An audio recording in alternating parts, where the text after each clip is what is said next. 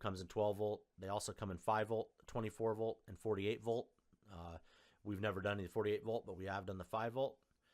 The other thing to note here is we generally purchase for the DIY guy. We'll do the cable glands as shown. It can do the knockouts in the bottom.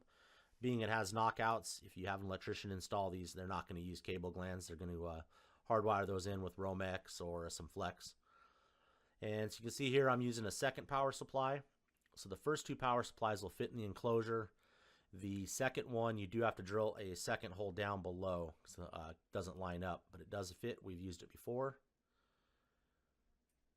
And then we're jumping over here now to a little more aggressive power supply transformer next. So kind of just going through the enclosure, set those aside. And so this one usually takes like an LRS 200. So this is a passive, so not a non-fan cooled power supply.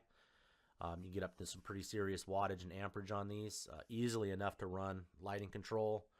You can see the lighting controllers over the right from Epic Sky, but we use them for color beam and several other things we'll use these power supplies for. And we also use them for some automation things, gate, motorized doors.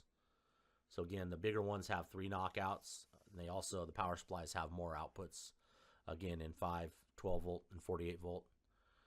And a little more venting there because it is a passive one. So it's a little kind of ugly actually, but you're not looking at a power supply. And then this is our go-to. This one, you've probably seen other videos that we've done. This takes the LRS 350, which is a super common power supply. It is fan cooled, and the fan is loud, so don't mount it anywhere you can hear it within a theater room. Definitely needs to be in an equipment room. And I should note right now, because this will mess everybody up, it comes from the factory at a 220 voltage, and you need to flip it down to the more US standard 110, 120. And again, you can see the enclosure here is considerably cleaner. And so some of the cable glands come in a 1/2 inch and a 3/4 inch knockout. 1/2 inch is better.